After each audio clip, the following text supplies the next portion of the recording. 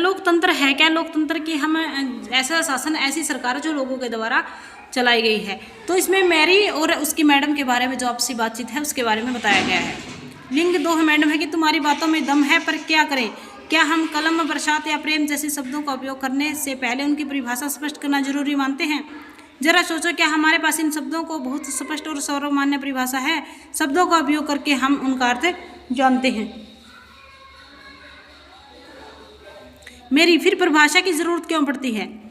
Madam क्या कहती है कि हमें परिभाषा की जरूरत तभी पड़ती है जब हमें बारिश की परिभाषा की जरूरत तब होती है जब हम बूंदाबांदी, बादल फटने, स्थिति और सामान्य बरसात में फर्क करना हो।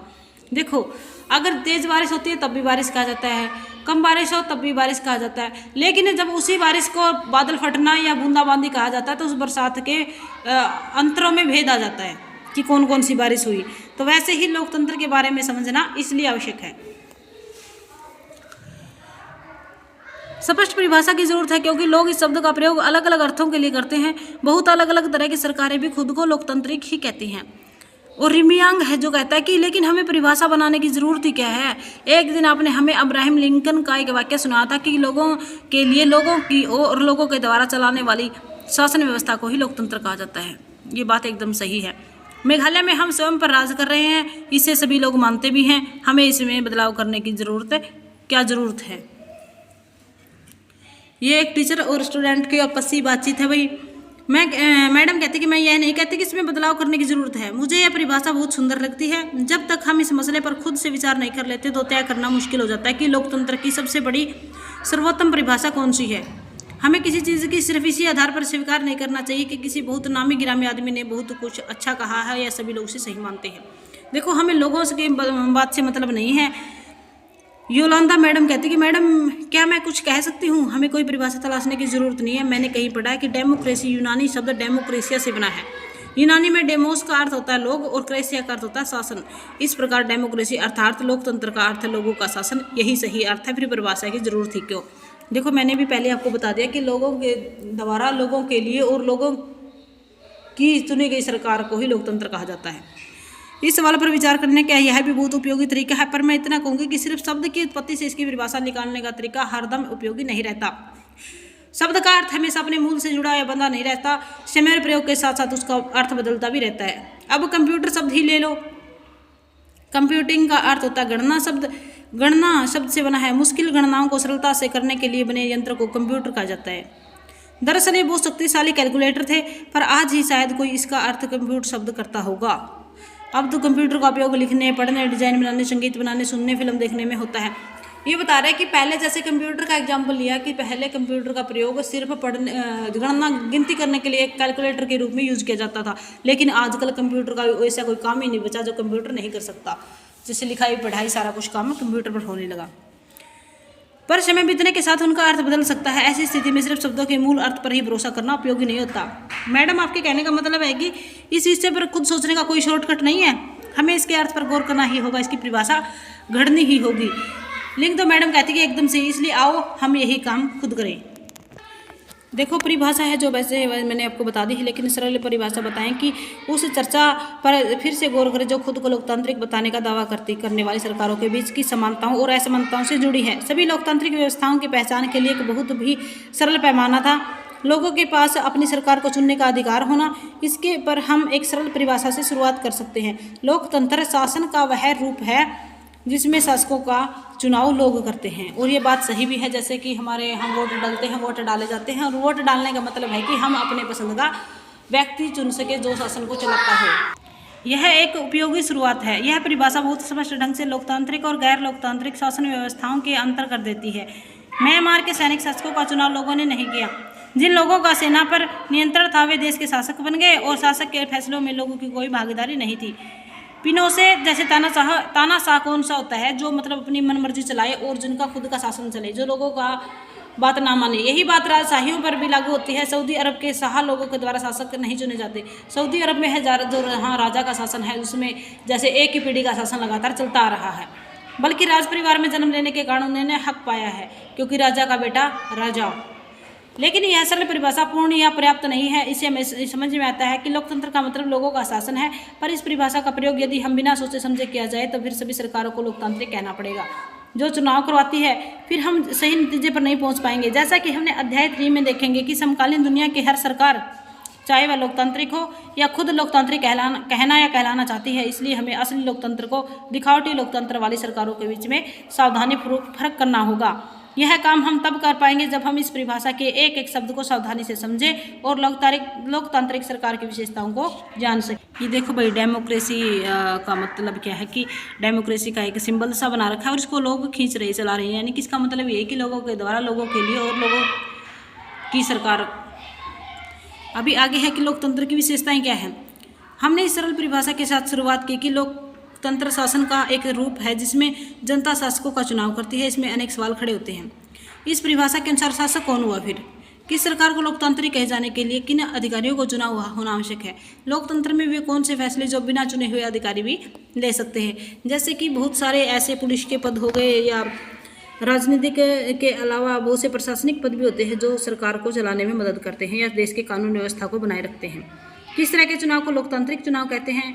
किसी चुनाव को लोकतांत्रिक कहने के लिए किन शर्तों को पूरा किया जाना चाहिए? कौन लोग शासकों का चुनाव कर सकते हैं या खुद शासक चुने जा सकते हैं? क्या इसमें प्रत्येक नागरिक की बराबरी की हैसियत से भाग लेना जरूरी है? क्या कोई लोकतांत्रिक व्यवस्था अपने कुछ नागरिकों को इस अधिकार से वंचित कर सकती है? ये सारे के सारे क्वेश्चन हैं बच्चे, जो इनके साथ साथ आपके दिमाग में भी उठ रहे होंगे। सरकार के किस स्वरूप को लोकतांत्रिक कहेंगे? क्या चुने हुए शासक लोकतंत्र में अपनी मर्जी से सब कुछ कर सकते हैं? लोकतांत्रिक सरकार के लिए कुछ लक्ष्मण रेखाओं में बंधकर काम करना जरूरी है। क्या लोकतांत्रिक शासन व्यवस्थाओं के नागरिकों के कुछ अधिकारों का आदर करना चाहिए? आइए उदाहरण के साथ इनको कुछ बारी बारी विचार करते हैं। हम उदाहरण लेते हैं कुछ भी, और उदाहरण में देखकर हम समझेंगे कि इसमें क्या कहा। प्रमुख फैसले को निर्वाचित नेताओं के हाथ में, यानी कि प्रमुख फैसले है वो करेगा कौन? पाकिस्तान में जनरल परवेज मुशर्रफ ने अक्टूबर 1999 में सैनिक तख्तापलट की अगुवाई की। उन्होंने लोकतांत्रिक ढंग से चुनी हुई सरकार को उखाड़ फेंका और खुद को देश का मुख्य कार्यकारी घोषित कर दिया। बाद में उन्होंने खुद को राष्ट्रपति बना लिया और 2002 में एक जनमत संग्रह करा के अपना कार्यकाल 5 साल के लिए बढ़वा लिया। पाकिस्तानी मीडिया, मानवाधिकारों के संगठनों और लोकतंत्र के लिए काम करने वालों ने आरोप लगाया कि जनमत संग्रह की धोखाधड़ी है।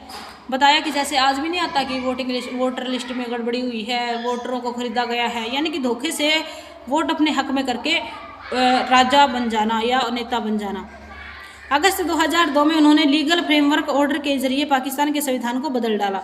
यानी कि उस बंदे ने इतना पैर जमा लिया अपना कि अपना जो है शासन इतना जमा लिया कि सारा कुछ वोट अपना शासनकाल भी बढ़ा लिया, लोगों से धोखे से वोट भी डलवा ली और बहुत सारे ऑर्डरों को चेंज कर दिया। इस ऑर्डर के अनुसार राष्ट्रपति राष्ट्रीय और प्रांतीय असेंबलियों को भंग कर सकता है। मंत्रिपरिषद के कामकाज पर एक राष्ट्रीय सुरक्षा परिषद की निगरानी रहती है जिसके ज़्यादातर सदस्य फौजी अधिकारी होते हैं।